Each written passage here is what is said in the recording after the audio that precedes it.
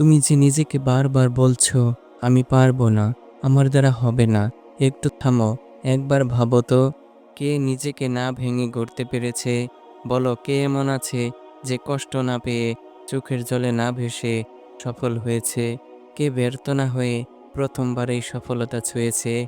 উত্তর হলো কেউ না। প্রতিটি সফল মানুষের পেছনে হাজারো ব্যর্থতার গল্প রয়েছে।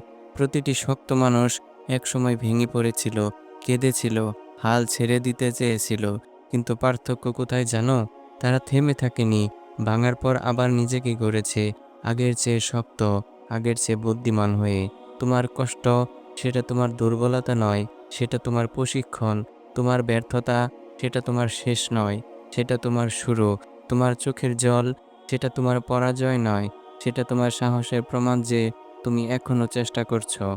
তাই আজ থেকে নিজেকে বলো, আমি ভাঙবো কিন্তু হাল ছাড়বো না। আমি পড়বো কিন্তু উঠবো আবার। আমি কাঁদবো কিন্তু হার মানবো না। কারণ যারা সফল, তারা অন্য ধাতুর তৈরি ছিল না। তারা শুধু একটা জিনিস বেশি করেছিল, তারা চেষ্টা করা থামায়নি। তুমিও পারবে, শুধু থেমো না।